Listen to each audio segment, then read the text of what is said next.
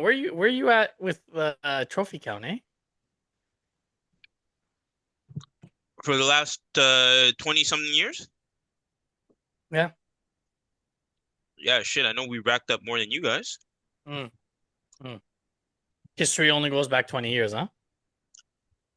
I mean, listen, We're just gonna take a snapshot of 20 years. Okay, let's take a snapshot of this year. as This year far alone. as far as Preseason trophy, Premier League title. Wait, Laurent, are you playing midweek next year? no, we'll be rebuilding. Oh, We rebuilding. yeah, we'll be So what floor are you building right now? actually what's crazy is Are you at the I'm building. basement? Are you at the subfloor? Where are you at? Because I'm in the basement right now. Where's Chelsea at? Are they below me? Because I hold on, CJ. Let me open. Hello? Hello? Yeah, how long Hello? how, Oh, how I see Crystal Palace. Hello? Hello? how Oh, long oh, oh, that's where Chelsea is. mm, They're sitting next to Spurs in the mud. right, Mm. right. Mm. You know, it's funny because this building of yours, me personally, I don't think it was 6 years as sure maybe the Arteta project, but let's be real, the Arsenal project, Hmm. it's been 20 years in the making now, right? 20 20 years. years, Okay. 20 years, man. Is that your argument? Is that your Oh, deflection listen, tactic? it's listen, all I'm saying is that y'all out here building buildings like we're out here building LRTs, bro. On the same timeline, you know, same work rate, and I guess you guys finally got it done. Same Right? same work rate. Mm. Mm. Yeah, you guys. Mm. Wait, which started first? LRT or because generally now I don't even know when the LRT came into existence. And funny enough, I think it finished this year actually, right? It just got built, the Eglinton line, and you guys got your trophy this year. So, right on par, right on par, right on cue. But yeah, man, it just goes to show that The LRT came into existence in Toronto in 1972. bro, there's no way. Nah, there's no way. That's too far back. Talking about the Eglinton line? The Eglinton line was 2019. Oh, 2019. Wow. But Same amount of time that Arteta came no, into but reign. that's the art that's the Arteta project. I'm talking about the Arsenal project. This whole we Yeah, but got you to just get you back to just being contradicted yourself, my friend. no. So what I'm saying is essentially is that, bro, you guys took forever with this shit. 20 years, Mm. 20 years. You find that acceptable for a club that's Mm. supposed to be the almighty, the given grace of English football? 20 fucking years? Oh, to get your shit I together? mean, I mean, we had our shit together. We just didn't cheat our way to the top. Oh, okay, okay. But we're gonna neglect that factual statement I because always, it doesn't fit in your box. But it's not a problem. I Let's always, talk about the present moment. Let's stay present. Like CJ, what was that book called? The Power of Now, right? I think it comes highly recommended by CJ for you to read, Laurent. The Power of Now, being in the yeah, but current moment. there is no present without a past, man. Just remember There's that. no present without the past. Well, I don't want to think about the past. I just want to think about the present. I want to think about the present where Fulham, who have maybe half of the budget of Chelsea, are on the same points as Chelsea. At one point this season, Chelsea were fighting for the Premier League. No, we were never in the title race, bro. Shout out There was to, a there was a point where you guys were atop the Premier League table. we were never in the title race. Shout out to Maresca for mentioning that. I think if Maresca had stayed till the end of the season, you guys would have been in a Champions League spot. Mm. That's a fair point. That's a fair point. But And I think honestly, you guys got a lot of signings wrong. And I the don't. biggest signing that you guys got wrong is letting Madueke walk to Arsenal and bringing in bringing in Garnacho. Bro, what's crazy is that guy didn't even see the pitch today. And you know who's playing in this position? Mm. Cucurella. It's actually disrespectful, bro. If I'm Garnacho, damn, bro. Bro, I mean, I'm there I'm was a out of the tattoo parlor or after the game trying to get a next one, to you know how he does that, bro. Like after he feels some type of way, he hits the and then he tattoo. unfollows everyone, and he's like, "Yeah, I'm not Yeah, gonna." get the There was a post that I saw. I forgot who it was. I was gonna send it to you guys, but apparently this Chelsea fan he predicted, as a joke, mind you, as a joke, he predicted that Liam Delap was gonna finish the year with more yellow cards than goals.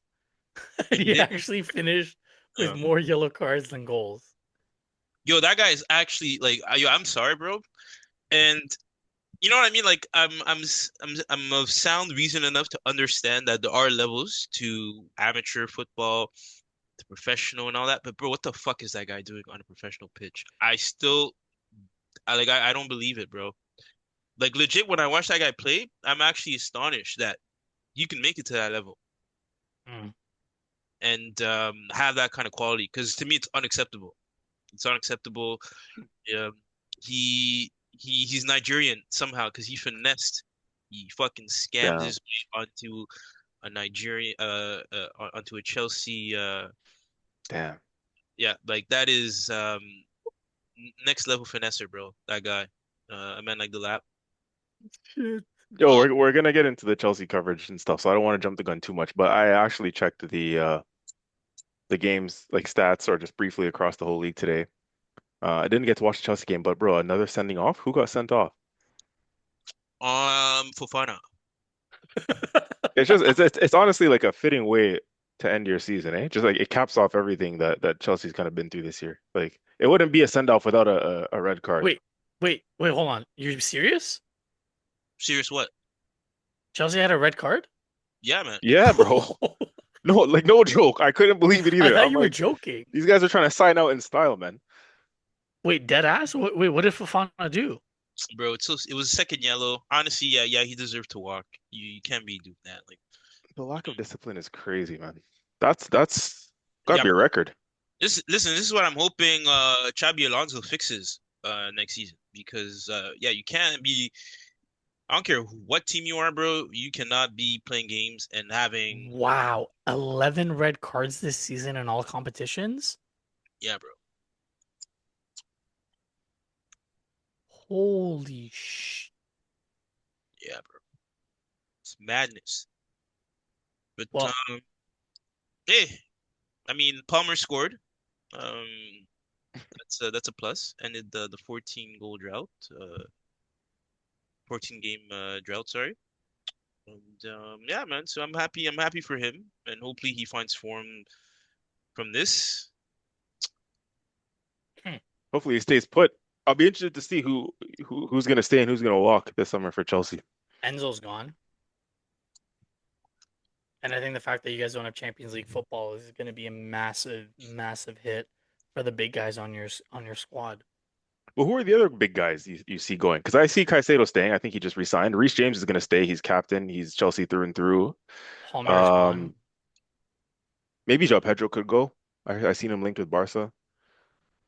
That'd be a good move for him because I think he'd fit into that system great. Also, before we get into it, sorry, before we get into it, welcome back, Yes, welcome champions back. again. Ole, ole, ole, champions again. For those of you in the back, ole, ole, ole. Cheers. Cheers. And one more time, you know what? Just for good measure, champions again. Ole, ole, ole. As always, hit Yo, that yo, like. y'all caught that back there.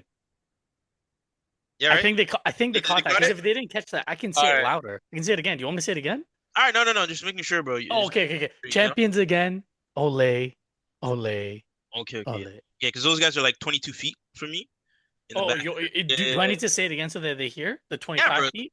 Listen, listen. Whatever you got to do, whatever you got to do to let Okay, them know, okay. you know? I just Champions again, ole again, ole, ole. ole. Champions again, Champions ole again, ole, ole. ole. Champions Once again. again, Champions champions again. again, Champions champions again, again, ole ole, ole. ole. Uh, Laurent has exited the Zoom. No, but in all seriousness, welcome back. As always, hit that like, hit that subscribe. More content coming your ways. We do have a lot of special content coming in a week's time, actually. CJ and I will be in London. Yes, not London, Ontario, London, England, North London specifically. We're gonna be at the parade. If you see us and we're under the influence of joy, just join. Just join us. You know, What we'll kind of start a. adult beverage is that? Joy? No, no, I just said joy. I didn't say Oh, beverage. I I like said that. I actually joy. like that. I said joy. We'll start a 1-2 chant. Um, CJ, what do we think of Tottenham? Ah, damn. You know what? Some say we were going for the treble this year. Premier League, Champions League, and Tottenham relegation. So that didn't quite happen, but it is what it is. Maybe it's good for the league, next year we still get the North London Derby. What do you mean? Two free wins. I was gonna We got say, yeah. Chelsea in the league, 2 free wins, and we got Spurs in the league, 2 free wins. That's 4 wins. That's 12 points. What more could you ask for? Yeah. Apparently, did you see the way they were celebrating? I heard they were going nuts. Bro, Good for I them. watched it. De Zerbi was running in like his post-match conference. He came in, he's like, "Where's that negative reporter? Where's that negative reporter? Can you be negative now?" And I'm like, "Bro, Really? yeah, yeah. Please go watch it. I'm not kidding." He was saying it in he's Italian, right? I think he was saying it in Italian and and it was being translated. Mm. Um, yeah, it's like, bro, you just survived. I mean, Barely. to be fair, I think out of everyone in that club or in that dressing room, whatever you want to call it, I think the Zerbi deserves to celebrate. Um, right? Because you come in, you have an assignment, a big assignment at that, right? You're facing near jeopardy, and you get it done, right? On the last day, and it was nervy actually for them, right? And It also was. West Ham, right? West Three Ham won times 3 lead, nil. Yeah. an unexpected result. So yeah, I feel like out of everyone there, you could say that he deserves to, show some joy, as some of us like to say. But everyone else there that was like on the pitch, showing teeth, and that was a Tottenham player specifically. Yeah, y'all need to really like check yourselves, because like the commentator said, like it's unacceptable, right, for them to even been in that position. And yeah, very, very nervy, very close to a catastrophic result for their And the season. fact that their captain was thinking of going to Argentina to watch his homeboy club. Yeah, we're like, yo, was that actually true? Because I saw him after Yes, the. yes, it was true, but because of the outcry, he canceled his trip. He was gonna go. He wasn't gonna stay because he's gone. He's gone next year. He's probably gonna go to Atletico Madrid or like Juventus or something. Oh, Um, Before we get into the Arsenal spotlight, CJ, I just want to I want to have a little bit of a monologue for 1 second. Yeah, man. Um, I think you recognize this jersey. I think you know what this jersey is. I think you know what this jersey represents. Laurent, I'm not trying to be rude, but I don't think you have any idea of where I'm trying to go with this or what this jersey represents. This is the jersey where, in the season where Arsenal scored 50 points in the first leg from August to December, and it was the first year where we weren't even in the title race. This was the first year that we bought Zinchenko and Gabriel Jesus. Um, Zinchenko and Gabriel Jesus, and we were predicted. I think that year, CJ, we were predicted like fourth or fifth. I think we weren't Mm. anywhere near the top of the table. Um, and this was also the first year that I went to the Emirates and I watched Liverpool and Arsenal live. I was in the corporate hospitality. Um, that was the year that we won 3-2. Infamously, the Jordan Henderson situation with Gabrielle, accusations of racism, but we came back and won 3-2. It was epic. It was an epic game. Now, the reason why I bring this up is this is where it all began. The second again, ole ole, always the bridesmaid, never the groom. This is when it began. And if you think back, CJ, I know we posted this the Bukayo Saka tweet on our Instagram back in December 16, 2020. Saka posted on his Twitter, "You deserve more Arsenal fans." And in May 24th, 2026,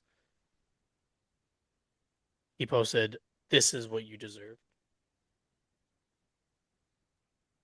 I know sometimes like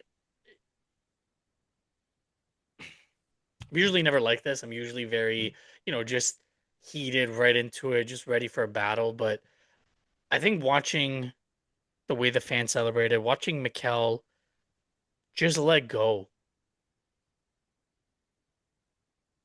Yeah, it's been 20 years. Yeah, it's been 22 years. Yeah. It's been a long time. But throughout those 22 years, there's been trials, tribulations, there's been a lot of context of things, and we've been there and thereabouts. That Leicester year, that year we bottled it.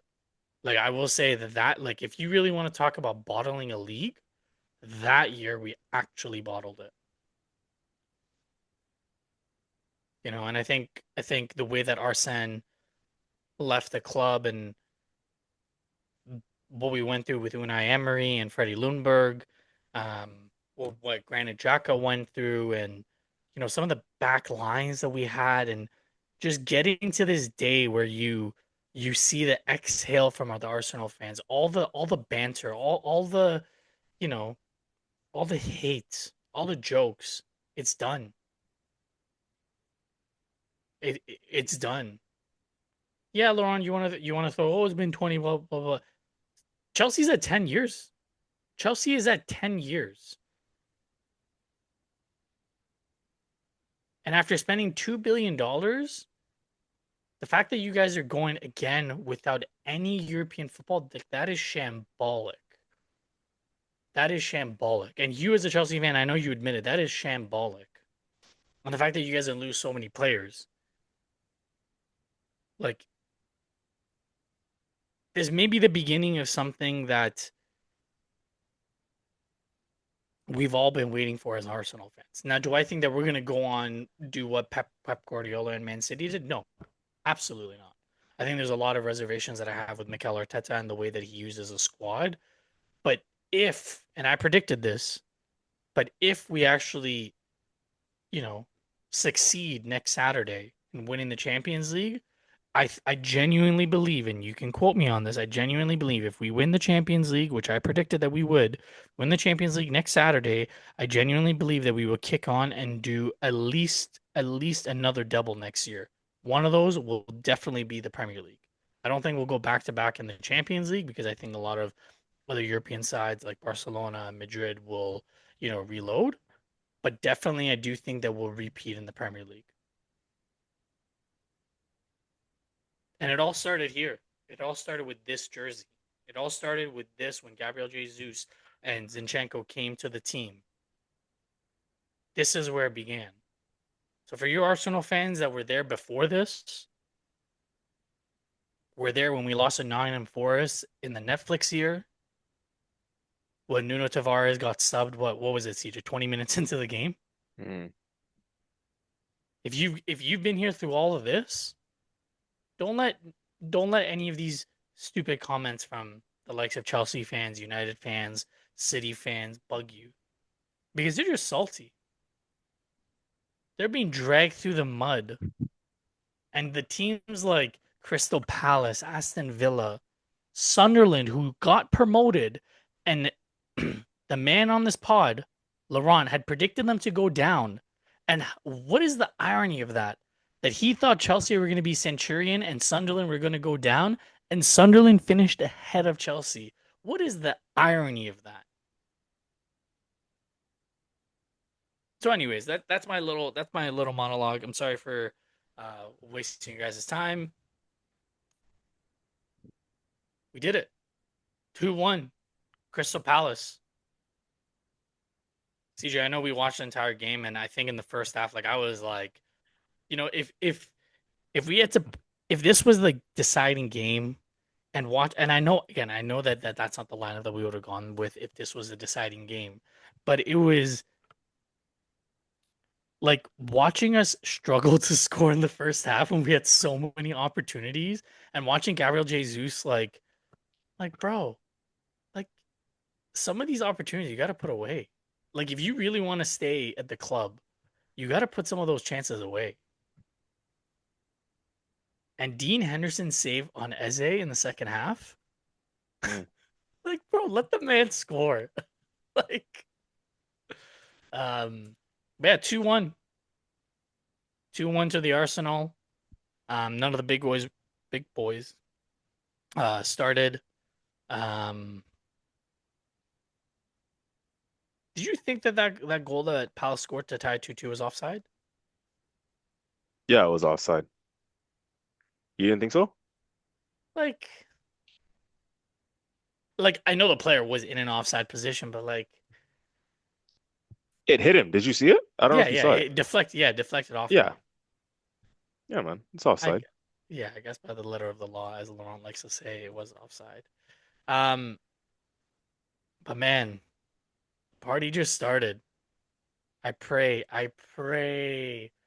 for the likes of Mr. Piana and all other rival fans because the party just started. Anyways, CJ, take it away, sir. Feel like, well, what are we? 20 minutes in. We've just been kind of chatting about where things are at, general football, the state of Arsenal, the state of the other clubs in the league. So listen, we know we won the league as of Tuesday. Um, there's really not much that I even want to mention about in this game. It's kind of a non-factor now. We can talk about the trophy lift. You know, there was that was what everyone around the world was waiting for at the end of this game. Waiting for 20 years. Um, so it was nice to see, man. Curious to know how you were feeling in that moment. But obviously, before we talk about that part, yeah, the game itself, big up to Jesus and Nani Madueke. They got their goals. It's nice to see that we rotated our side in a meaningless game and still got the win. Um, Surprisingly to pretty much almost all of us, probably, City lost today.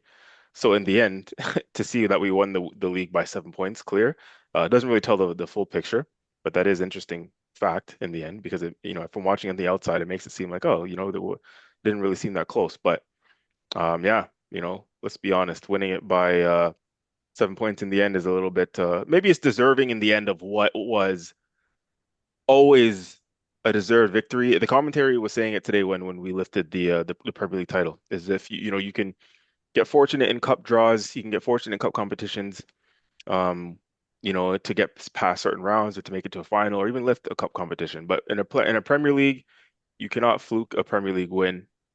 Over 38 games, over the long, grueling campaign that is the Premier League. What is it, 10 months, 9, 10 months, whatever it is. The hardship, the stress, the strain, the mental and physical fatigue. Like if you're sitting on top at the end of it, you deserve to. And yeah, I think at the end of the day, us winning the league is a reflection, and by 7 points, mind you, because a lot of people would say that this City team is not the City team of Pep's prime years, the Centurions, back to back to back to back, trebles, right? This year's team wasn't that team. And as you've alluded to many times, Merdad, if they didn't go out and make the two signings that they did in January, which only a club like them could do, there wouldn't even be a real title race in the second half of this season, right? So at the end of the day, us winning by 7 points is probably a true reflection of where the situation is and where the league was, because we were clearly the best team in this league this season, without a shadow of a doubt. And again, us being in the title race down the stretch with Man City is more of a result of what they're able to do financially in January to go and spend to keep themselves just within it. You know what I mean? Whereas, we did what we did. We've had the building blocks in place for years. Berta, shout out to him. There's so many people you can give credit to, but Andrea Berta, shout out to him. The investments and signings that he helped get through the line last summer that carried us into the season in preparation for the campaign. It proved to be a masterstroke in the end because it's again the squad that we needed to get through this.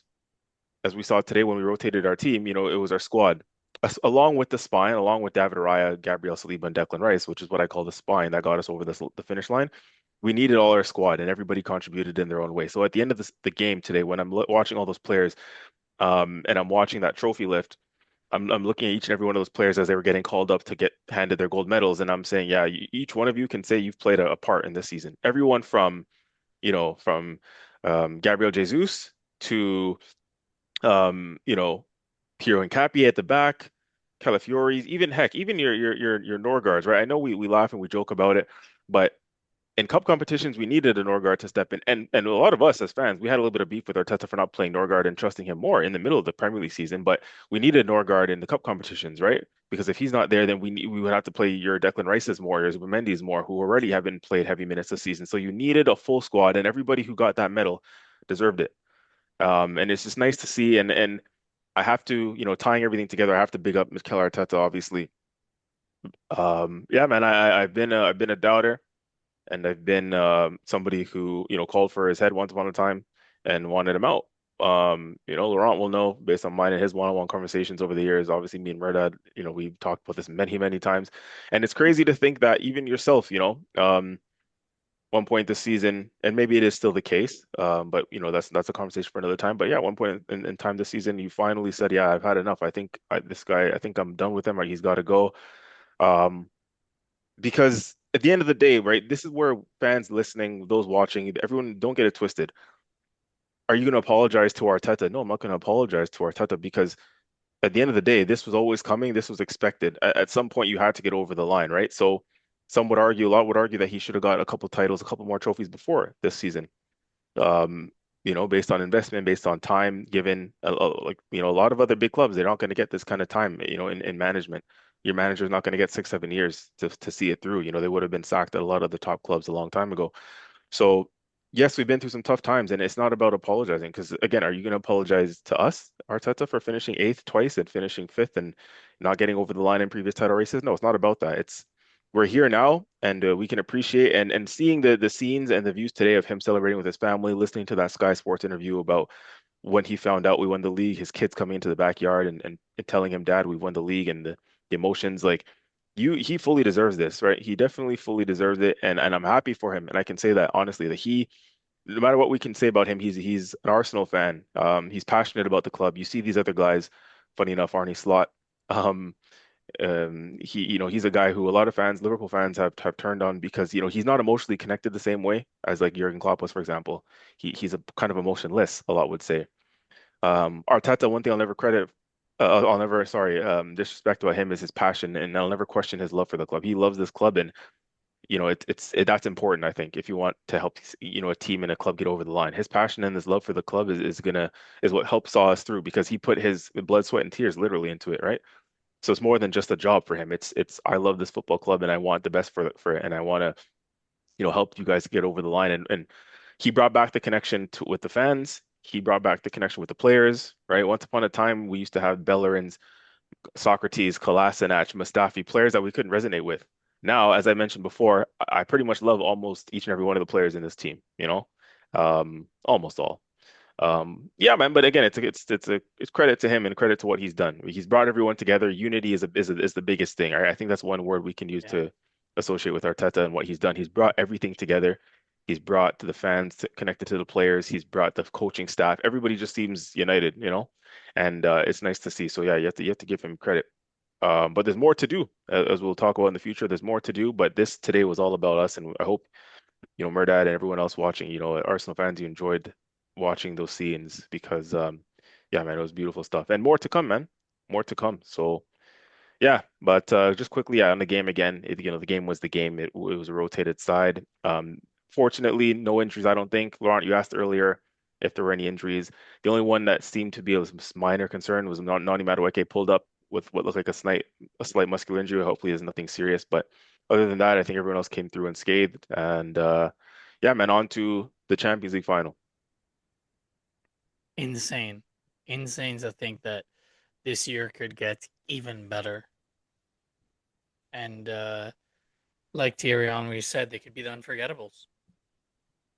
Could be the unforgettables.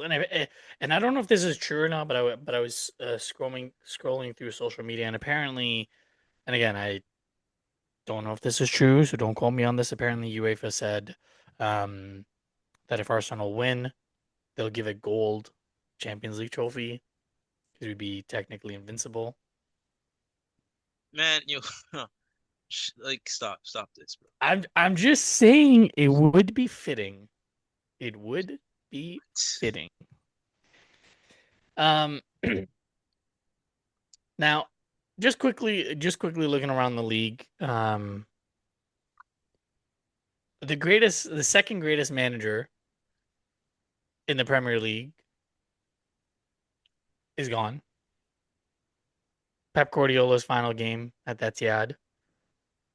Can't Came at believe a they loss. lost, man. That's Yeah, crazy. they lost, and it opened the door. I think the crazy thing is if they didn't lose and Liverpool had won, it would have shifted the way that the Champions League spots would have looked. Because if it just would, I think it just would have looked completely different. Maybe Bournemouth. Oh, Bournemouth and Sunderland are Europa. Brighton is Conference League. Oh wow. Oh, because Villa's. Yes, that's why. Yeah, I can't believe they lost. I cannot believe they lost. And a word on Pep Guardiola, like I know obviously the 115 is hovering over Man City. Um, but Pep Guardiola definitely changed the Premier League and as much as I cannot believe I'm saying this, he changed the trajectory of Arsenal forever. If he hadn't given Mikel Arteta an opportunity to be his assistant coach, who knows where we would have been. Maybe we still would have had Unai Emery, and maybe we would have stuck it out with them, or maybe we would have turned into Chelsea with a carousel of managers, right?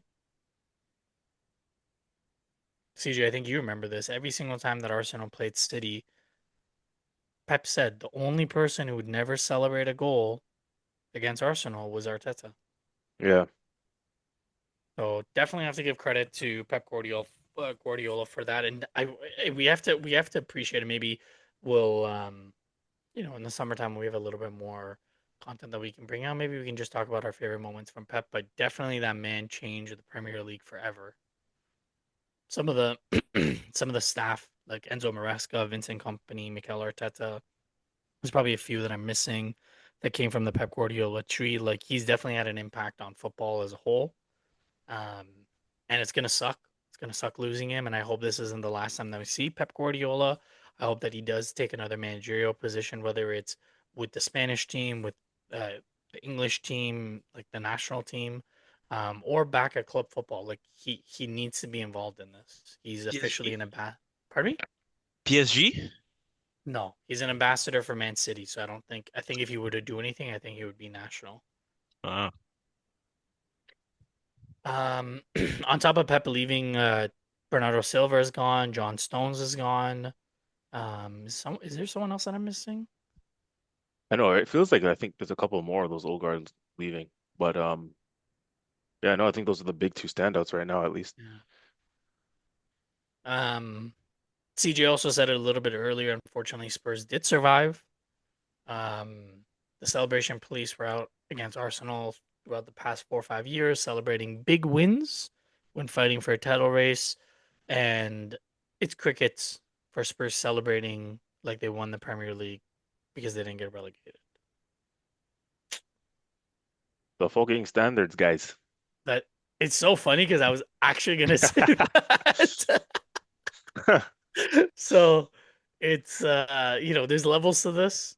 Um, I think Yo, I'm sorry, Murda. I'm sorry to cut you off. I have to just as we're going through this, like just going past back down memory lane. But remember when me and you were fucking just we were watching that Spurs game when I think Spurs had Antonio Conte oh yes, and late in Rob the Holding, season, Rob Holding 3-0 Spurs won that game. We missed out on top four. the red card. What yeah. What a turnaround, eh? I remember me and you were just texting each other, crashing out, losing out just not too long ago, 4 or 5 years ago, losing out on top four to Conte and Spurs. Rob Holding getting sent off. And look where we are now. Look who's elevated first. You know what I mean? You think that they would kick on from there and we would, I don't know, spiral, plateau. But again, levels, man. This is Arsenal Football Club. We're talking Spurs. Just stay in your lane. We just got to remind all these Spurs guys because you guys It didn't is kick the on from that. history of the Tottenham. That is what Antonio Conte said. So yeah, sorry to cut you off, man. I just feel like all year, all summer long, bro, as we're, celebrating our successes, we're gonna have to reminisce about those times we were in the mud, bro, because Bro, you can't in appreciate. 2020 during COVID, how many times did you and I go back and forth sending voice message and I'm like, yo, let's do a podcast where we can talk about all this stuff. We went through the mud of all of that. Having Torreira, Ainsley Maitland-Niles, and Gwen Doozy as a midfield, bro. That's what we went through.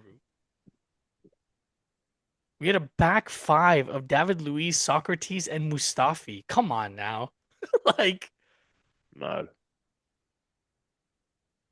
like sorry to cut you off. no, I no, just no, no, no. You're bringing up. We're going down memory lane. Like that's why we started this. That's why you know. I know we always say like hit that subscribe, and follow us, but it's because if you've been here through the mud of all of that, like you can appreciate the moment that we're at now. In 2020, if you looked at CJ and I said, "Hey, this guy that's sitting behind the jersey that I have behind me, that he's going to be an Arsenal player and he's going to help us win the Premier League and eventually the Champions League in a week's time," would I believe you? Hell no. I'd laugh in your face. I don't know why you're smirking, Laurent. My predictions are more spot on than your fucking predictions. I got the relegation race right. I got the Premier League title right. What I'll, did I'll you get right? I'll give you that. I'll give you that. But all I'm saying, bro, is we're gonna be united in that's the other thing that Arteta has done. He has united the He's united all the other fan bases because they would mm, rather see they would no rather see a non-English team win the Champions League than watch Arsenal. He has united the entire nation to see the downfall of Arsenal, and I love it. I welcome it. Funny because The once upon a more the time, hate, Laurent what? used to Laurent used to be all four English teams, winning the Champions League. So damn, what a I had a time. part in that too, ACJ. I had a part in that, him hating on us. Yeah, big part. but yeah, we'll all be tuned in to the Yo, chat. we need to come up with a chant with for Chelsea. You know, like we got the Tottenham. What do we think of Tottenham? Shit. What do we think of shit? Tottenham. You know, we need to come up with something for Chelsea too, something like that. You know, Yeah, just make sure to include the keywords world champions in that chat, and you're good to go. TJ, how long do you think we're gonna have to live with this preseason trophy? For as long as it stands. Apparently 4 years.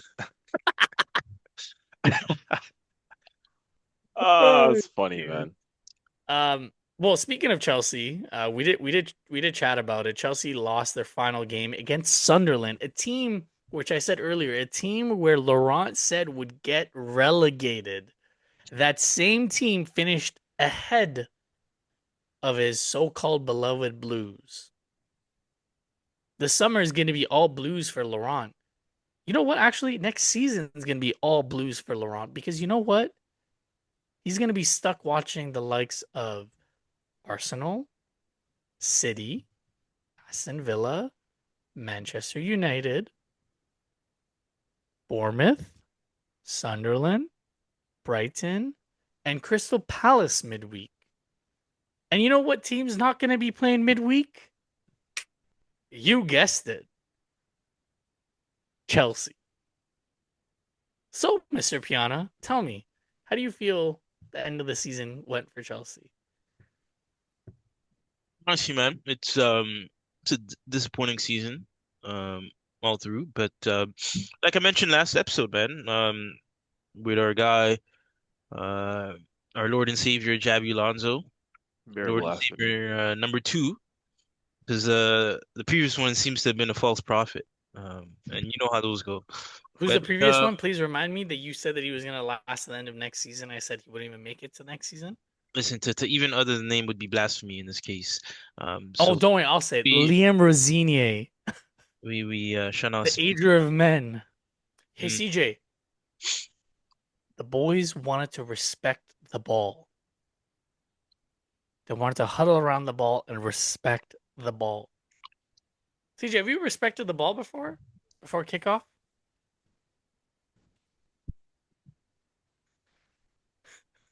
Well, honestly, man, I can tell you that next season will definitely be different. I'm excited. I'm excited for what Jabi has to bring. So Is he gonna be bringing respecting the ball before the game? listen, he's gonna be bringing a lot of expertise, man. A lot of expertise, a lot of new tactics. I think things that is gonna be unfamiliar to the Premier League, in my opinion, right? New ideas. So that's what I'm looking forward to. And as for this season, it's a write-off. It's a write-off, right? And you can do that when you have pockets like Chelsea FC, right? You can write things off here and there. So listen, I'm not too concerned. Again, Okay, genuinely though, you're saying you're not concerned. Like genuine question. Do you genuinely believe that any player at this moment in time would want to go to Chelsea when they don't have European football? It's a genuine question. I think listen. Chelsea's a big brand at the end of the day, right? Let's not get it twisted, okay? Um, and again, right? With that brand comes the title of you know what. Um, and I'm convinced you can easily convince some quality players to come over to the club. Plus, with Jabi, right? My my hope is that as well, and my expectations are that I don't even think we need these high level star quality players as well. Because what I like about Jabi is that he's a manager that is team based, right? And he has the ability to get a lot out of his players. When you look at his time in Leverkusen, there are some big names, some of them who actually got their name from playing at Leverkusen. So I'm not too concerned about that. The talent, the club speak for itself. For me, it's in his managerial pedigree, in his ability to shape an identity, a culture, right? With a playing style and getting the right personnel in those positions.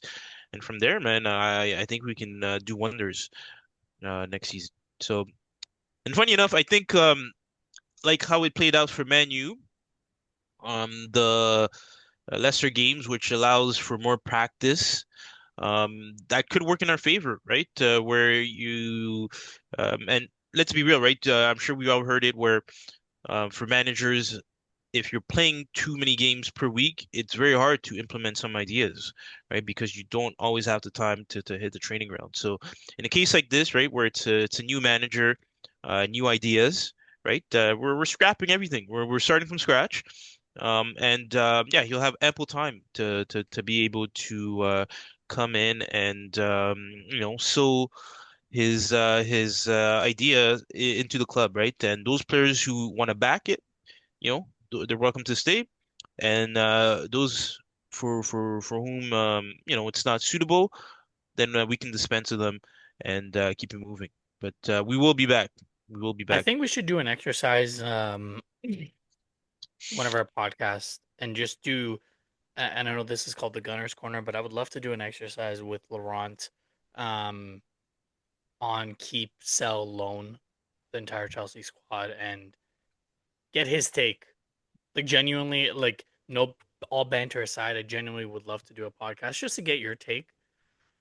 Because I think as optimistic as you are, and I do think that Jabi Alonso is very appealing to a lot of players. I genuinely think that not having European football is going to cap the type of players that you guys are going to be able to get, and the quality of players that you're going to get, and the funds that you're going to have, because that's the big piece nowadays with FFP. Whereas in the past with Abramovich and cheating your way and having those 75 breaches, you're not going to be able to do the same thing with FFP and play now and not having European football. So you're only going to have match day revenue to contend with and the League Cup and the FA Cup. So I think that's going to be a huge thing that you're not considering because not having European football does cap you a lot. You That's can true. only sell so many car parks and your women's team and a hotel to yourself to balance the books so many times, right? Um, but we'll see. I'm excited. I think Javi Alonso is going to be a good addition to the Premier League. All banter aside, I think having another young up and coming manager is going to be good. I think he's gonna, drag Chelsea out of the mud for one season, and then he's gonna get sacked, and he's gonna go to a bigger and better club. Um, you know, there's levels to this, right? Like he has to start at Chelsea, make a name for himself, and then go to a bigger club like Liverpool to finish off his career. So there's levels. Um, CJ, I don't know if you saw when West Ham got relegated, Declan Rice's reaction. No. He was gutted. He stayed back when all the players were going into the locker room to celebrate, and there was videos of him just shaking his head, and he looked distraught.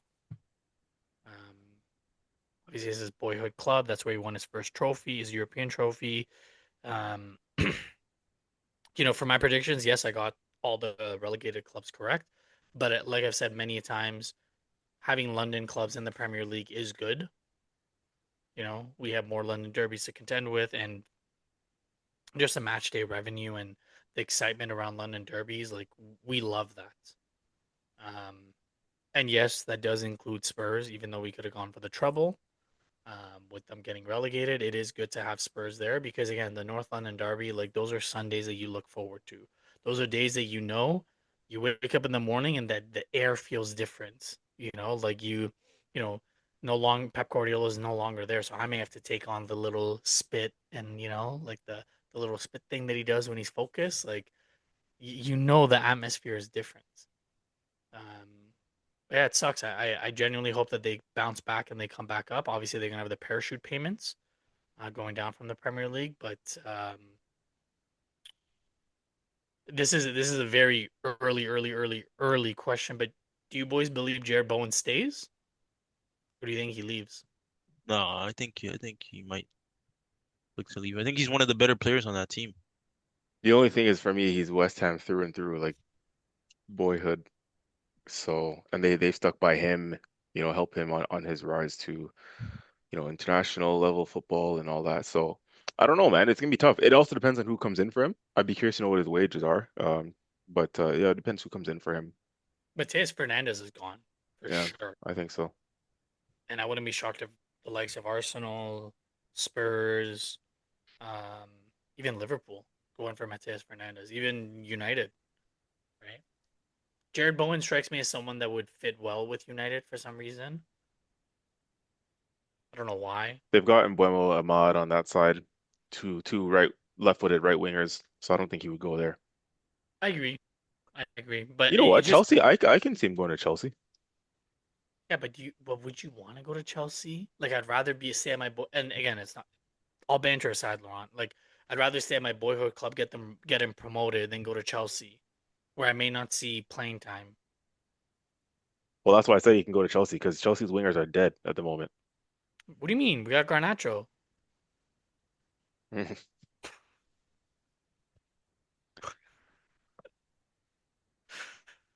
Sorry, I forgot Kukurea as well.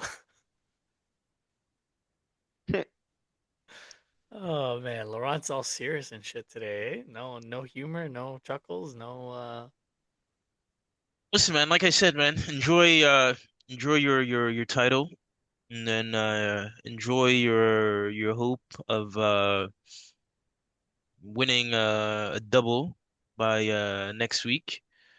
And as for us, we'll be back, man. We'll be back. We've shown it in the past, so I have no doubt. I have no doubt.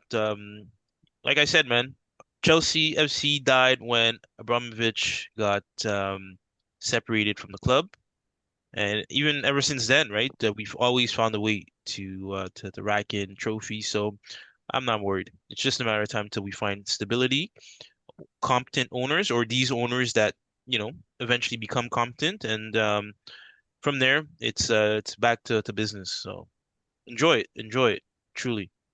CJ. We definitely need to um maintain our wellness checks with Laurent because the Chelsea Blues is really getting to him. We need to talk to HR about getting some energy. We got to give him Man City tears, just to give him a little bit of energy. I don't like the fact that you're not aggressive.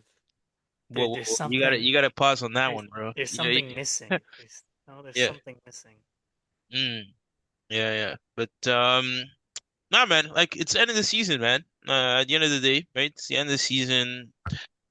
There's no Club World Cup to look forward to this season, right? So again, I just open my trophy cabinet, look what's inside there, and then that's where I get aggressive, right? From that joy, that excitement, knowing that in the mud we still collect, right? We still collect.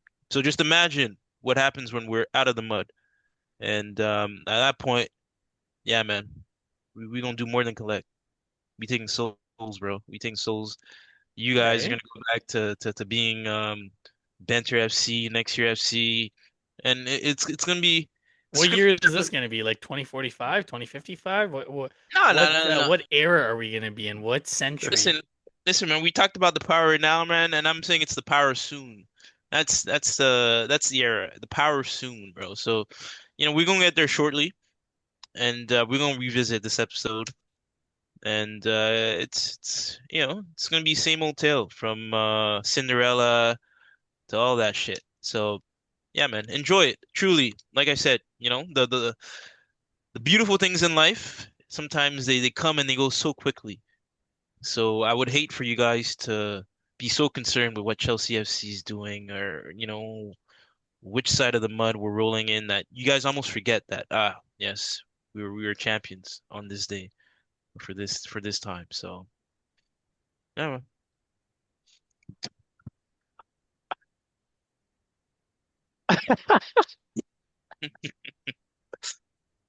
Oh man, I love it, bro. Holy, this is good, man. This is good. I just want to Um, remind everybody listening that the short-lived success is what Chelsea is known for. So I'm surprised to hear Laurent come with this kind of energy because for us, it's like normality has resumed. You mentioned that the Roman Abramovich era, or Chelsea died when the Roman Abramovich era died, but it was also born when Roman came into the club, which is what 2004 maybe, which is not that long in footballing terms. Big clubs, historic clubs, that's for a big quote unquote club and historic club for like Chelsea Football Club. That's a very short spell at the top. Because the legacy clubs, right? You're in the Premier League at least, your Man Uniteds, your Liverpools, your Arsenals, and the broader schemes, Real Madrid, Barcelona, Bayern Munich, etc. These clubs have been around a lot longer than 2004. You know what I mean? And you said something earlier on in the podcast that what was it? Your present is based on your past, something like that. So if talking about the past and we're talking about historically, like I said, man, you guys have done a lot in this what 20-year period from 2004 until whenever Roman fucked off. You guys have done a lot, collected a lot of trophies, but we gave you guys 20 years to try and catch up, and you're still not there in terms of where the trophy cabinets lie, man. We've been around a lot longer than 2004. So I'm just saying, bro, normality has resumed in footballing terms in the sense that when we were collecting, right, back around the 2004 period when Roman came in, mm, we were collecting a lot longer than that. And you guys do your history. Chelsea was always a mid-table club. Long, long, long before, right? Always a mid-table club. So now we're back on top and Chelsea's mid-table again. It's kind of like that's the level of normality that's resuming. That's what I'm referring to.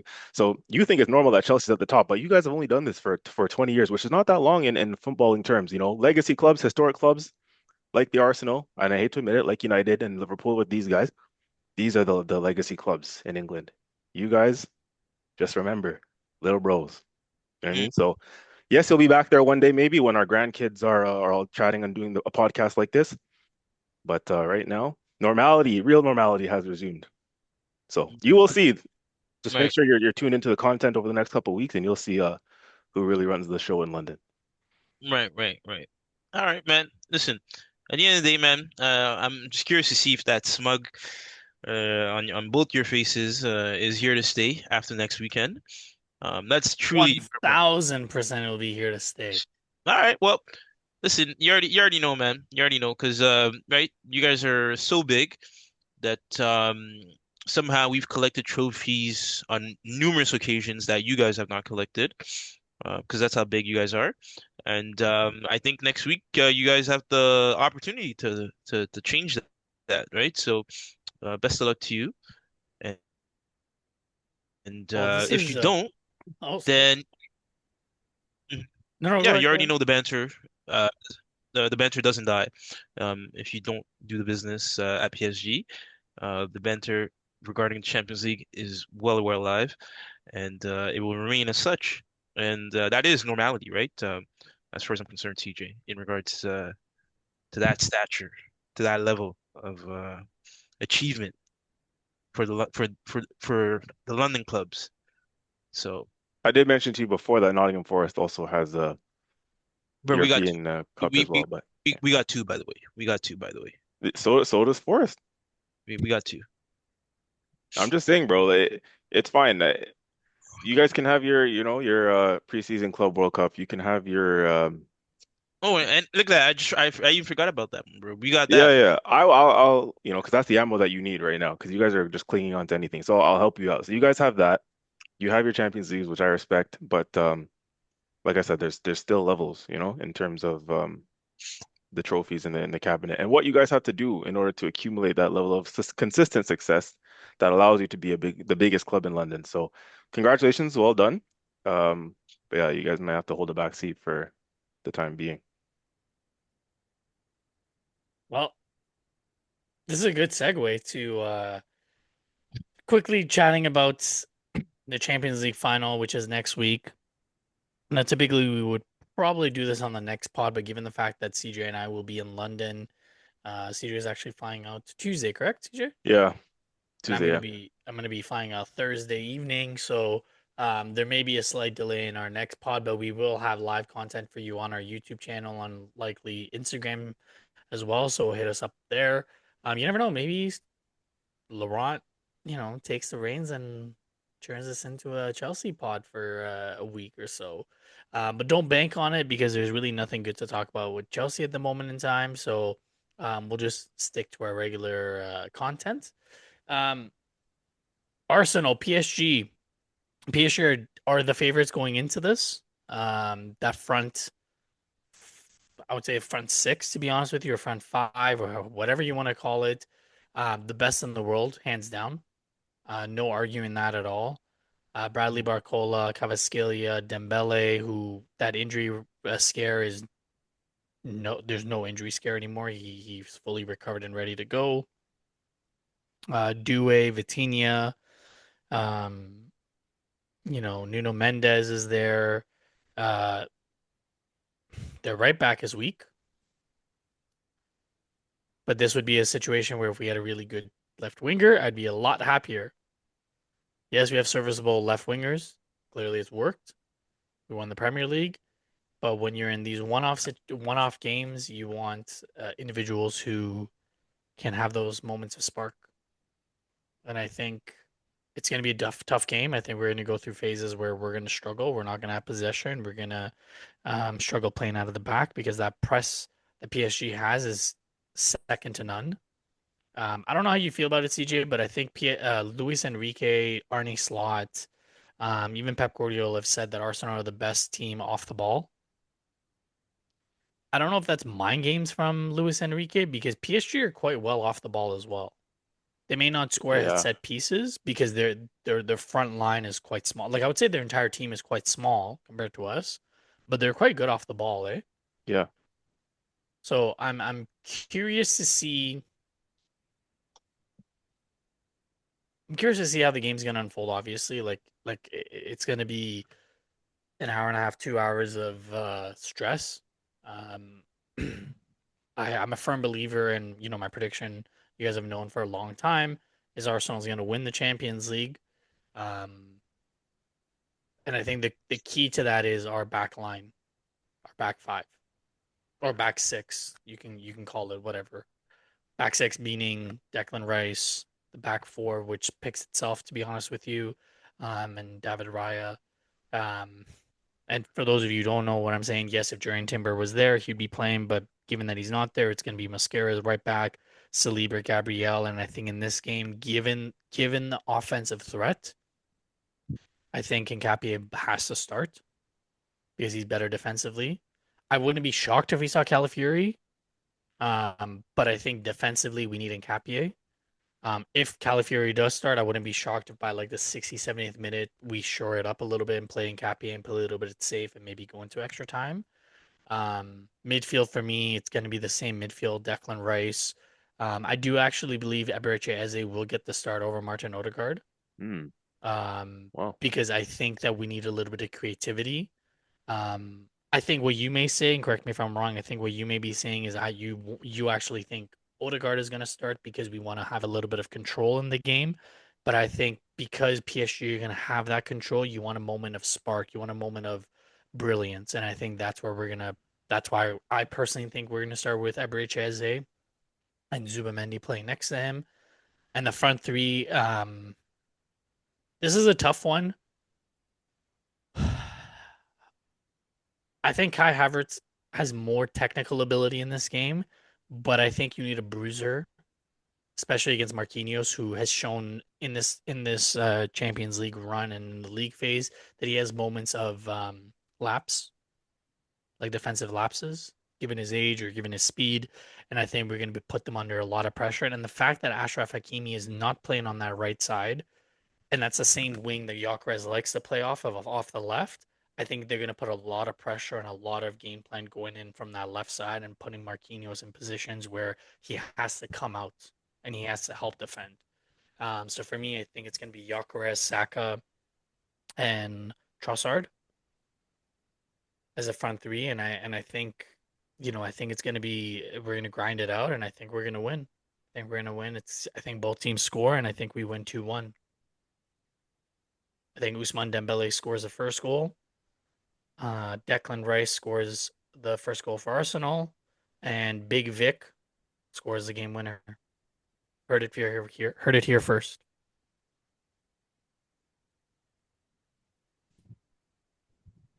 Um, yeah. Well, before Laurent comes in on this one, from my perspective, yeah, all jokes aside, obviously all banter aside, yeah, you guys we talked offline and you guys kind of know my thoughts about this final. Um, of course, PSG are the favorites. And what I will say is I think us winning the Premier League has given us, I think, this extra bit of boost, an extra bit of confidence, and this fearless factor going into the final. I think if you had lost out on that Premier League title going into this Champions League final, it puts that extra bit of pressure, um, massive amount of pressure on us to get a trophy where it would have been a unsuccessful season if we were going to go out trophyless again. But you win the Premier League, you get that taste of major silverware that's going to be relatively fresh. It does something different, right? Pep will tell you, Jose Mourinho's Chelsea teams will tell you that's why they take the Carabao Cups seriously of the past, the FA Cups. You just taste that success. You just taste, you get a feel for winning trophies, and it does something different to you, right? So that will, I think, help spur the players on in terms of their confidence levels. It'll help spur the manager on in terms of his team talks and so on and so forth. It's a big morale and momentum boost, and don't sleep on the impact that momentum and confidence has in sports generally, right? So I think that that's a good omen for us going into the final. But yeah, however, there is no doubt that PSG is the favorites, as Murad alluded to. You have to respect your opponent. I think, we've talked about Bayern Munich for a long time now, but we were able to see PSG versus Bayern in two legs, and PSG, whilst everyone was talking about Arsenal and Bayern Munich being the best two teams this year in Europe, PSG kind of said, "Yo, don't forget about us. We're the reigning champions." And I think, they showed both sides of the game against Bayern Munich over two legs, right? When they beat Bayern Munich at home and then went to the Allianz Arena and was able to defend and hold out. So they show they have all sides of the game, PSG. And I think, yeah, truly their front six, you're looking at one of the best, if not the best front six in Europe.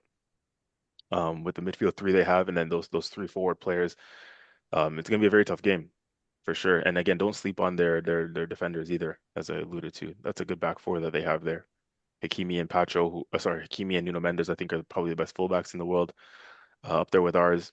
And their back line, their center backs as well. Sorry, Marquinhos and Pacho is a good center back pairing. We talk about our guys, but those two are a brilliant center back pairing as well.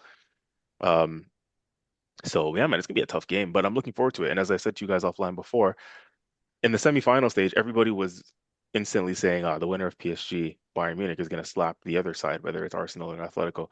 And obviously, we made it through to the final, and then the narrative is like, oh yeah, Arsenal's going to get slapped. But I actually don't think it's going to be a slap game. I think we could lose, but I don't think it'll be a slap. I think it's going to be a really good final because you're going to see attack, maybe not even attack versus defense, because I don't think we're gonna sit. But again, we are a structured team defensively. That's not just the back four. That's all 11, right? Off the ball, Luis Enrique said it. Murdad, you touched on it. We've gotten a lot of plaudits for being the best off the ball team. So you're going to see a team that knows how to defend in shape, get back in shape when we lose the ball. We're not going to be as open as expansive as Bayern Munich was, right? Or even a Barcelona, the way they played. Like that's a bit naive. We don't play that way. So you're not going to see, I don't think maybe necessarily PSG are going to get the kind of spaces that they want to operate in, which is going to make it a fascinating tactical battle as far as I'm concerned. So yeah, I'm looking forward to it. And like I said, it's going to be a good game. It's going to be a good final. Um, yeah. Am I confident at this moment in time? Yeah, I'm honestly I'm more confident now than I was, let's say, like a month ago. Um, but yeah, it's gonna be tough, man. You respect your opponent. I still think PSG is the best team in the world at the moment, to be honest with you. So let's see, man. You go all out for it though. We deserve to be here. And yeah, just quickly on the team stuff. I know you mentioned Hakimi's out. I'm just looking online. It says he's doubtful as well. Still, I wouldn't be surprised if we rock up in that final and he's starting at right back. I No, wouldn't be surprised. no. What the hamstring injury? No, no. Well, it says he's highly doubtful. Um, but again, I don't think I wouldn't be surprised. That's all I'm gonna say. I've seen mixed reports. He's back in training, this and that, or he's back with the squad. I just wouldn't be surprised. It's the way it's gone over the years. Whenever we have teams, we play these teams with injury doubts, everyone all of a sudden becomes fit, especially for a Champions League final. So we'll see. It's touch and go, but he's not officially ruled out, but he's also not declared fully fit. So let's just wait and see. But I wouldn't be surprised if I see him in that lineup. As far as on our side, I also don't think that Mascara is a guaranteed shoe-in, for right back. I think Arteta might throw in a wild card. What that is, I don't know yet. But yeah, I feel like he might throw in a wild card.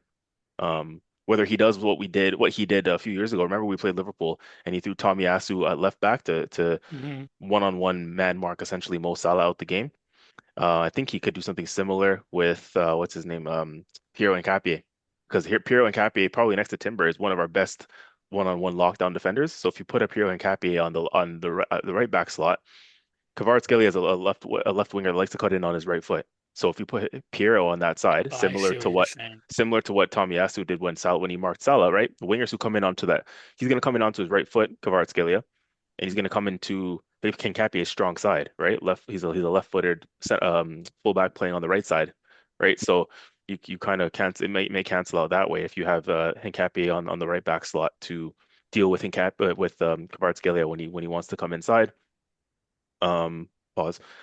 So yeah, I think that could be something that he may look to use, to be honest. And again, not just that, but the fact that he's also a good one-on-one defender, Hincapie.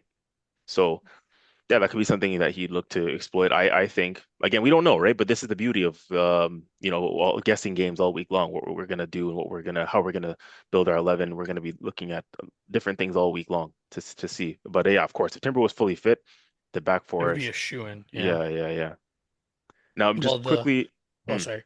no, I go was on, just go on. gonna say the article from L'Equipe apparently Hakimi may make like a place for the bench, but starting is out of the question. And it looks like Warren and Zaire Emery may start at right back, and then Fabian Ruiz will come into the midfield.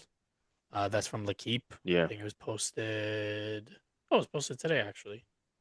Um, yeah. so I he may hope, be on man. the bench. He I may be hope on the that would bench, be but that would be a boost for us for sure. But again, also as you mentioned, we don't necessarily have the best of left wingers to exploit that either. no. So, um, yeah, it's gonna be tough. But just quickly, I want to mention my midfield. Um, yeah, there's talks about who starts in midfield alongside Declan Rice and like the more deeper midfield roles. I think I'm starting Lewis Skelly um, instead of Zubimendi. Yes, people say Zubimendi for the experience, and he's a Euros winner. He's played in a final of that magnitude before. But I don't know, man. I think I'm starting Lewis Skelly. Just because we don't progress the ball as well. We know, we've seen this throughout the second half of the season, especially Zubimendi and Rice. That combination has been lacking progression and positive forward play. But Miles Lewis-Skelly, since he's coming to the team in midfield alongside Rice, has looked like a breath of fresh air for us. We just look a little bit different. We have a little bit of a different edge, more physicality, um, more drive. Lewis-Skelly's a guy who can, run through the midfield on the ball, as well as Declan Rice. So you have a little bit more athleticism to match that PSG midfield three. So I think you have your Lewis-Skelly in alongside Declan Rice. That's maybe what I would do. And he's a confident guy too, Lewis Skelly. I think he's riding a bit of a wave at the moment. So in basketball terms, give him the rock while he's got the hot hand. You keep him in the lineup and while he's in form. And in front of them, or in the more like right eight attacking midfield role, I actually, yes, you called it. I think I would, based on what the manager I think is going to do, he's going to start Odegaard. He's going to start his captain in a final. I think that would say a lot if he didn't, but I think that's his captain, that's his guy. I think he's going to start Odegaard. It would probably be send a bit of a bad message if he didn't start him. Not again, maybe would I do that? I'm not, that's for another day. But what I think Arteta's going to do, I think he's going to go with his captain in the final for sure. Again, also to give us some more on-ball ability, right? And even the press off the ball. We know Eze's not the best off the ball. But to counteract what they've got, you're probably going to keep an Odegaard in there to give us a little bit of protection in midfield and on the ball stability. Up front, yeah, you obviously Saka on the right. You got, I think he's going to go Trossard on the left, which I think would be deserved because that's a clutch guy for us. He scores big goals in big games. And then up top, toss up between Havertz and Gyökeres. But I think he would probably go with Havertz, to be honest with you, because Wow. I think he would because listen, he loves Havertz, right? And say what we want about him, Havertz again, he's another player who has moments. And guess what? Lo and behold, he has scored previously in the Champions League final for who? Chelsea Football Club. So yeah, man, Havertz, I think he's gonna go with him. I think in this game, that's his guy. So, anyways, that's what I think. Enough from me, really, though. Hold on. Am I speaking to CJ? Hey, that's what I said. I think he's gonna go with. Wait, no. I know, but am I speaking to CJ? Is this the same CJ? Yeah, man. You're asking me. 65 million down the drain. Yeah, man. Finish the song. Like I said, I think that's what the manager's Finish gonna the go with, song. bro. You're the fucking biggest hater of Kai Havertz. Bro, I said I think that's what he's gonna go with. That's what he's gonna go with. I'm just Okay, what would predicting you what do then? Arteta. What would you do then? Honestly, for a final, I want a bruiser up top. I think I would want to go with a Okay. Gyökeres, but I think he's gonna go with Havertz. But hey, again, I'm okay with that. I think, to be honest. Wow. Yeah, I don't have too much beef with it. Havertz has Damn. experience. Yeah, he has The experience in the Champions Mikel League. Arteta impact on CJ. This is insane. If I would have told you 2 years ago when we signed Kai Havertz, he'd be starting for us in a Champions League final, Yeah, you I would would have have been. cussed me out left, right, and center. Yeah, I would have been like, "What the hell are you telling me?" But yeah, he deserves it, man. He deserves it. He would deserve it at least. Like I said, I think I would maybe just go with Gyökeres, but Havertz is probably going to start. I think, and again, he has experience in this competition, so let's see, man. But yeah, enough from me, man. Laurent, patiently waiting over there, ready to give us a hate analysis. What say you for the final, man? All right. Well, okay. So wait, just 'cause I don't know if I want to spill everything. We're not having another pod before the finals. What you guys are saying? Yeah, Mm-mm. because we're both gonna be in London. Okay. All right. Well, uh, But yo, as essentially Murad said, feel free to do a solo, recording and put it out on the on saying, the on the channel, from the rivals fan perspective and the haters. All the haters will tune in and hear what you got to say and how you guys are all going to rally together to make sure Arsenal doesn't win this. all right. I might title it 2012. Uh-huh. I mean, how to prevent the world's end. I actually My like that. my That's good. my analysis. But no, I think having heard you two, the sentiment is that it's going to be a close game. Um, I can see it play out that way as well. But I will say this that if PSG is on the ball, I do not think it's as close as you guys would want it to be. Simply because I just think that the offensive power is going to be too much. And on top of that, right, it's offensive side. If we're being real, defensively they're very very strong as well.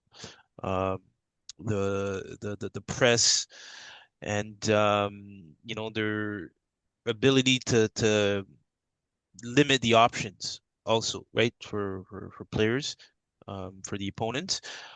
You mentioned CJ Odegaard playing.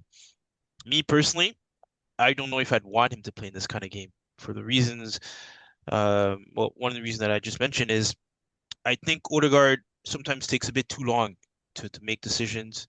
Um, right, he likes to hold on to the ball a bit too much. And when I watched the game versus Bayern, right, just the tempo of it all, right, that's not a game where you can play with that kind of style. Um, where you're gonna get the ball taken from you, right? You're gonna get the rock taken from you.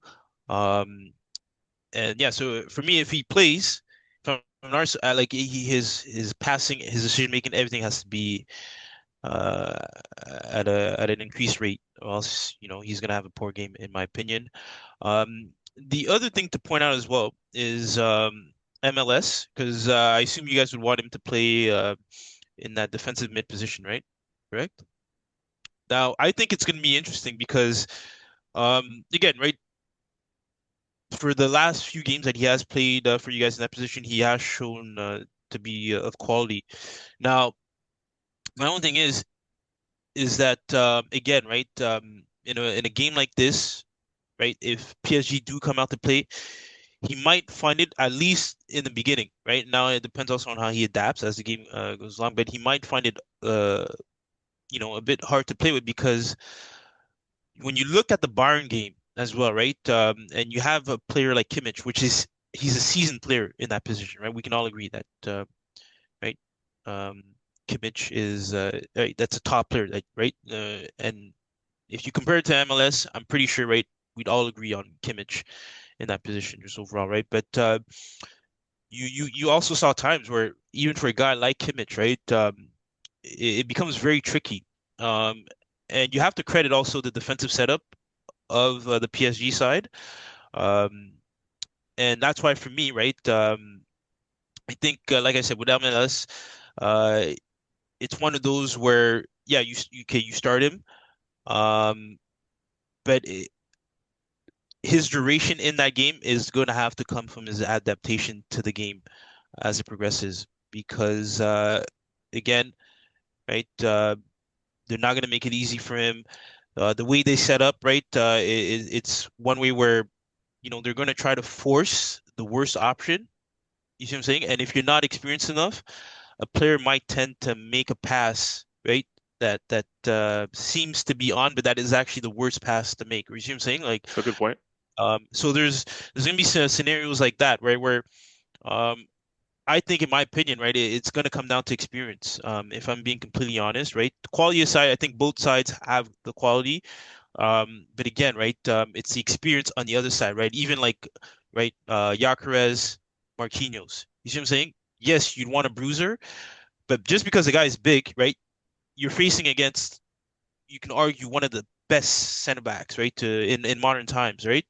Um, and Marquinhos has had his fair share, right, of playing against other bruisers or other strong attacking players, right? So, um, for me, I think the game it's all going to be here at a certain point, right? For a lot of these players, right? There's going to be so much that the managers can do to set up the teams, but I do think it's going to come down to wits in terms of how the players each maneuver in their pockets.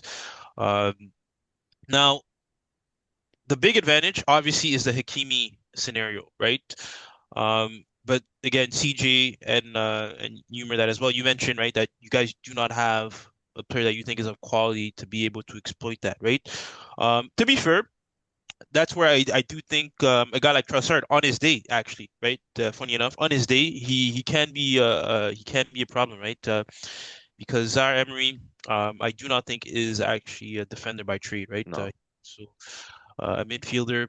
In his cameo appearance versus Bayern, he didn't have too bad of a game, if we're being completely honest, right? I don't know if you guys recall that game.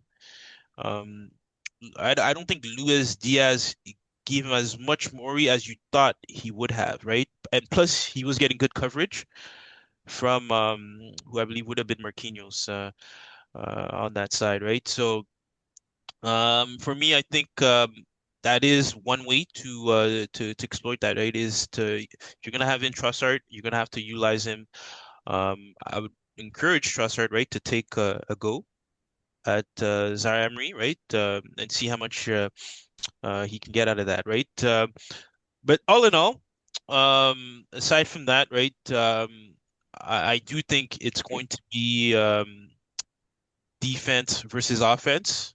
Um, Whereas obviously it's not going to be as open as the Bayern game. But we will see elements of that, right? And for me, if I'm an Arsenal fan, I'm concerned as to how we score. You see what I'm saying? Like, do you guys think it's going to be a set piece scenario or um I can see us scoring off a set piece in that game. okay, okay. I think And that's one of the areas where we can get the better of them, like just right, physicality and aerially wise. Because right, as because there's a Murda height mentioned advantage, too, right? they don't, yeah, they don't necessarily have like the biggest players, right? Yeah, that is true. So yeah, that's a fair point. Um, and yeah, like I could definitely see that, right? If you guys do um put yourselves in the right scenarios with set pieces, corners, and whatnot, you could definitely reap something from there. But honestly, man, it's just like as soon as that whistle goes, man, and you already know, depending on who has the ball first, they're gonna do their ritualistic, 50-yard pass, or booting the ball right to the corner, and that's when, right, they're gonna look to press you guys, right? So for me, there's two things because we've seen how you guys have evolved for a period of a few games when you guys pass forward, okay? But I've also seen games where your keeper was having the most passes. You see what I'm saying? Um, for yeah, like as a stat, right? He had most passes in that game.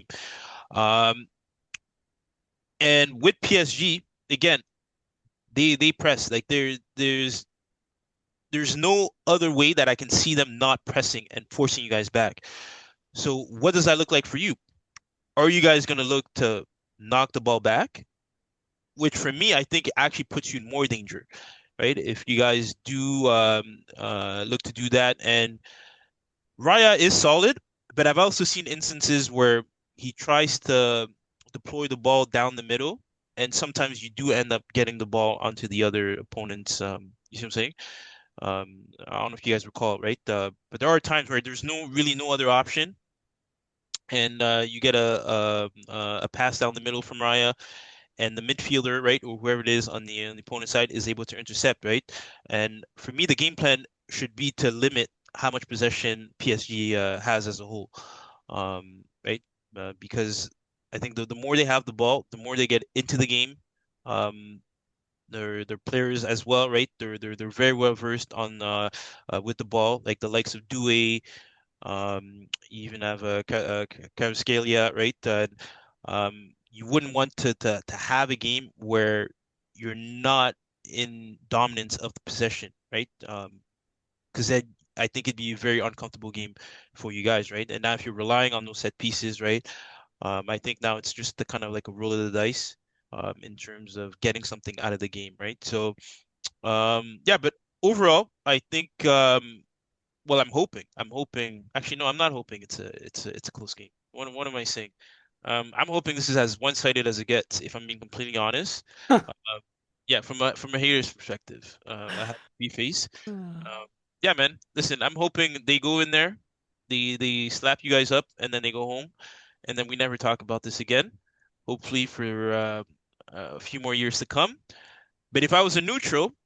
And if you were to ask me this question before I met Murdad and before I had to deal with all of this, and Bro, when I you've was known me since like 2013. What are you talking about?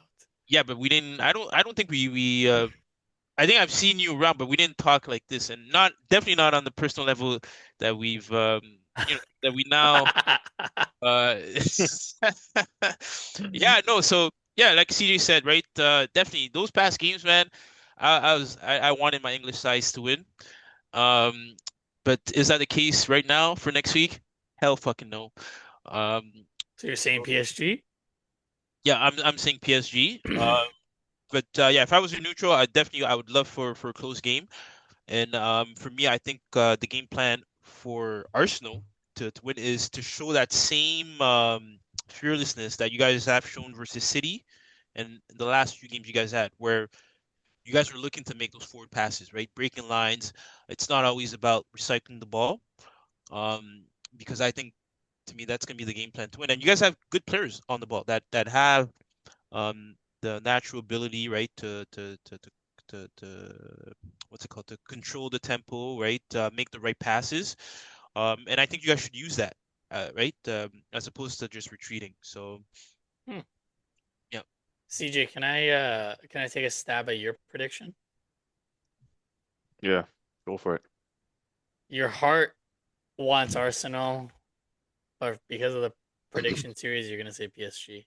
bro, no, no, no, no, fuck all that, man, fuck all that. We've already decided last week that this guy is gonna put his ticket, his ballot for the Arsenal, bro. There is no fucking way. There's no But way. why are you getting mad at me? No, no, no, no. I'm just saying, bro. CJ, your vote has to be for Arsenal for this game, the final of the Champions League after 20x years, bro. What are you, bro? Like you're gonna look if Thierry Henry was on this pod right now, you'd look him in the eyes and tell him you're going for, you're going for PSG. Come on, man. Ah, man, you gotta go Arsenal. Bro. You've been 10 toes down for the last how many years? You see what I'm saying, bro? Back your history. If you think you're big as a club as you are, right? If you believe in Arteta, if you believe in everything that's transpired up to this point, you have to back him. You have to back him, bro. Oh, CJ, what say you? Well, Laurent said I have to go for Arsenal, apparently. What? No, but yeah, but he doesn't have a gun to your head, does he? I don't know, but after that Listen, speech, this is I this is the gun. feel like I'm forced to listen to him or some shit, Yeah, bro, bro. you This know? is a gunner's corner, bro. There's definitely guns to the head at this point, bro. Like, and you got, yeah, bro. Back against the wall, bro. Come on, man. Yeah, you know what? Yeah, let me play shook ones, bro. How about you change your prediction? What do you, How about you root for the Arsenal? Because your prediction, I don't know if it's made with your heart or your head. mine, Actually, matter of fact, I know it's made with your heart. It's So made, it's actually made with both. I there's no way. Why would I? First of all, you guys said that they're favorites, so you've established that on your end as well as non-fans, mhm. right? And then, like I said, we already know what the attack is, bro. My team just got destroyed. You see what I'm saying? What they did to us, you guys could never do to us. Let's be real. You guys, you couldn't even Bro, we conceive. beat you 5-0. Didn't we What are already? you I swear, I just gonna smoking? say No, we've done it many times recently. What no, the, no, what no. are you smoke? Okay, What okay. did what Anyways, this is where we lose you. This is where we lose you. You guys can never. We beat you 5-0. eh, CJ, what say you? Arsenal or PSG? What I want to happen is Arsenal. What I think is gonna happen, I think we're gonna lose. Yeah, like I think we're gonna lose by 1 goal margin. Okay, so am I putting you down as PSG or Arsenal for the prediction series? Well, based on that explanation, yeah, I guess you have to put me down for PSG. yo, you are whack, bro. What? Are you serious, bro? You're asking me what I think is Uh, gonna happen. come on, bro. Wow. Like, okay, can I ask you a question? You think, like, in the FA Cup final, right? You put Chelsea just because you're a Chelsea fan. Was that a sensible decision? Like, were they really ever gonna beat City? See what I'm saying? So it's okay to think Yeah, but like comparing Arsenal to Chelsea, like come on, bro. There's Yeah, levels to this. There there's is levels to there's this. 100% levels, man. Like you guys are like, you know what I mean? You guys are way up there, man. It's like it's not even a comparison. Hold on. Enzo? Enzo. Oh. Oh, you went to oh, okay. Sorry. Okay. No problem. Okay. Yeah. Enzo had to run away from Chelsea, so I don't know who to talk to right now. But anyways, sorry, there's levels. I had to look down. I had to open the. Hmm. Yeah, man. So Okay, I'm gonna say this one last time. I personally think, I personally think that we're gonna lose out on the final. Personally, that's my opinion. That's my honest opinion. I'm Okay. saying it with the straightest of face. Well, bro, punch your ticket in the right spot, bro. Like that's the thing, bro. Listen, Laurent, See what I'm my ticket. At least there's one Arsenal fan whose ticket has been saying? punched since January. We're winning the damn thing. We're winning 2-1. Yeah, CJ bro. thinks we're losing by a 1 goal margin. I think we're winning by a one goal margin. Bro, think about it this way. Think about it this way, bro. Like you have a child, okay, and it's their I've heavyweight. three of them Huh? actually. I have three of them. Thank you very much. Okay, yeah, sure. But this example is for I CJ, know. not for you, you fucking guy, bro. But yeah. So you have Uh a oh. child, bro, and he has a heavyweight title fight. You see what I'm saying? Like middleweight, and you already know that the opponent is, oh my gosh, bro. Like that opponent, bro, like undefeated. You see what I'm saying? Like pound for pound, best boxer, blah blah blah. But then you get asked, who are you putting your ballot for? And your child is there. Uh oh. Are you really gonna say the other person? No. Even though in your head you might think, oh shit, my child might actually lose. But you know what I mean? You're gonna give that answer that, yeah, you know what? I'm gonna go out on a limb here of hope, and yeah, man, I'm gonna pray to the heavens that, yeah, I think my son or my gal can do it. So this is what this is, bro. This is Arsenal FC, bro. This is your lifelong club. Your first ever, bro. When's the last time you guys were in the final of a Champions League, bro? Come on, man. You see what I'm saying? Like, you don't get opportunities like this. And then what? You're gonna look back on the pod and be like, yeah, man, you know what? I actually voted for PSG to win. Nah, man, fuck that. Because once you win and you look back, oh my gosh, just imagine how sweet, you know what I mean? The victory tastes when it's like, yeah, Well, I I'm still glad did you're better. admitting that we're gonna win because you said once we win. Mhm, I'm not mhm. really sure what you're trying to play at here. Like, That's I'm trying to get you to see the light, bro. See the light at the end of the tunnel. Well, the other light at the end of the tunnel, Conference League final. Chelsea won it. Crystal Palace are looking to win it against Rayo Vallecano from Spain. I got Oliver Glasner. I got my money on Oliver Glasner. I think he's class, and I think he ends his career at Palace with another victory. Um, and I think we go for the treble: Europa League, Conference League, and Champions League. All British sides going Palace to win the Conference League. yeah, Palace for me too. I think they'll get it done. Yeah, I'm gonna go Rayo, Wow. but I want to change my prediction for the other game. Can I do that? Yeah. Sure. I'm gonna go Arsenal. Yay! Yo, ha, ha, ha.